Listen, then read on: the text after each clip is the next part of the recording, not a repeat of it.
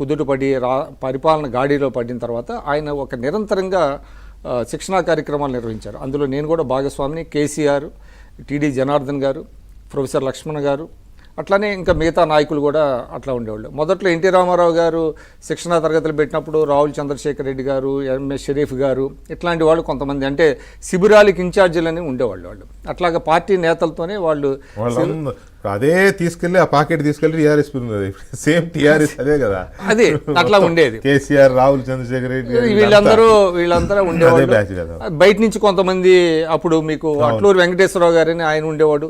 అట్లా కొంతమంది బయట నుంచి ఫ్యాకల్టీ కొంతమందిని తీసుకొచ్చేవాళ్ళు. వాళ్ళ వల్ల అసలు పార్టీ ఏంటి, పార్టీ సిద్ధాంతం ఏంటి, మనం ఏ విధంగా ఉండాలి, అసెంబ్లీ అంటే ఏంటి, అసెంబ్లీలో బడ్జెట్ ఎట్లా ప్రవేశపెడతారు, మీ హక్కులు ఏంటి, ఇవన్నీ కూడా శిక్షణాంశాల కింద ఉండేవండి. అసలు రాజకీయము ప్రజలు ఏంటిది ఏంటి, అదేవిధంగా ప్రతిపక్షాలు చేస్తున్నటువంటి ఆరోపణలు ఏంటి, మనం ఏ విధంగా తిప్పికొట్టాలి, వాళ్ళు అసత్యాలను ఏ విధంగా ప్రచారం చేస్తే మనం ఎట్లా ఉండాలి, అంటే ఒకే టోన్ అండ్ టెనర్ ఉండాలి. అంటే 2-వే కమ్యూనికేషన్ ఉంటాం పైనుంచి కిందకి. ఇప్పుడంటే మనకి కమ్యూనికేషన్ సిస్టమ్ బాగా ఉందండి, అంతకుముందు ఉండేది కాదు కదా. అందువల్ల పైన పార్టీలో పై స్థాయిలో తీసుకునే నిర్ణయాలు కింద స్థాయి వరకు, గ్రామ స్థాయి వరకు వెళ్ళాలి.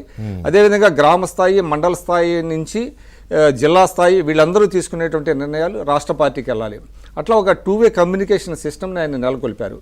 అదేవిధంగా మీకు నిరంతరంగా నాయకత్వాన్ని ఎంపవర్ చేయటం అనేటువంటిది చంద్రబాబు నాయుడు గారికి అత్యంత ఇష్టమైనటువంటి వర్డ్ ఏంటంటే ఎంపవర్మెంట్ ఆఫ్ పీపుల్. అన్ని రకాల వాళ్ళని, యూత్ కావచ్చు, వీళ్ళందరూ క్యాడర్ని, అట్లా ఎంపవర్మెంట్ అనేది. అంటే చిన్న ఉదాహరణ చెప్తానండి. ఈయన రేవంత్ రెడ్డి గారు ఉన్నాడు, ఆయన పార్టీలోకి వచ్చింది 2007లో. సో ఆయనలో టాలెంట్ని ఆయన గమనించిన తర్వాత ఆయనకు అవకాశాలు కల్పించాడు. రేవంత్ రెడ్డి గారు 2007లో కొత్తగా పార్టీలోకి వచ్చిన తర్వాత ఆయన సీఎం అవుతాడని ఎవరు అనుకున్నారు? ఆయన టాలెంట్ని గమనించి ఆయనకు అవకాశాలు కల్పించి ఒక వేదికని క్రియేట్ చేసి పార్టీ ప్లాట్ఫామ్ని ఆయనకి ఇచ్చిన తర్వాత ఆయన టాలెంట్ చూపించుకున్నాడు, ఆయన ఎదిగాడు, నాయకుడిగా ఎదిగాడు. అట్లాగా ఒక తెలుగుదేశంలో వందల మంది సంఖ్యలో నాయకులు ఎదిగారండి. వాళ్ళు జస్ట్ ఏంటంటే ఒక రాగా వచ్చి అద్భుతంగా పార్లమెంట్లో కావచ్చు, అసెంబ్లీలో కావచ్చు, వీళ్ళంతా ఆ స్పీచెస్ నాటుగా వచ్చి నీట్గా తయారయ్యారు. ఇప్పుడు థర్డ్ జనరేషన్ నేను సంస్కారం నేర్పిద్ది పార్టీ అని వస్తారు, నీట్గా తయారు.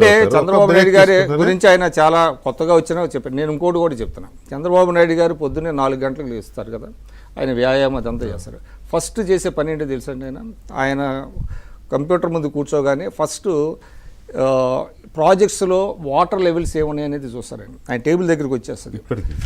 ఇప్పటికీ నాగార్జున సాగర్లో వాటర్ లెవెల్ ఎంత, శ్రీశైలంలో వాటర్ లెవెల్ ఎంత, అవన్నీ ఉంటాయి. తర్వాత నాగరికతకి నీరే ముఖ్యం కాబట్టి అట్లా కాదు. తర్వాత మీకు కూడా అదే కదా, ఎలక్ట్రిసిటీలో మనకి ఎలక్ట్రిసిటీ ఎంత జనరేషన్, ఎంత లోడ్, అంటే దాన్ని బట్టి చాలా మంది ఇటీవల నేను సోషల్ మీడియా చూసా, ఆయన గాలిని ఎటు తిప్పుతాడు అని ఇట్లాంటివన్నీ చాలా చీప్గా.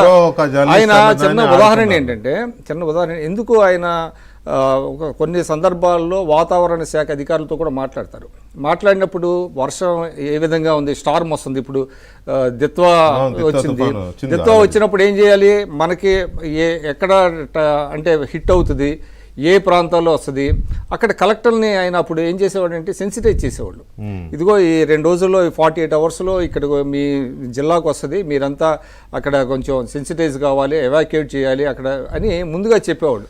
ఇవన్నీ ఏంటంటే అది చూసి మిగతా క్యాడర్ కూడా నేర్చుకునేవాళ్ళు అండి. రైట్.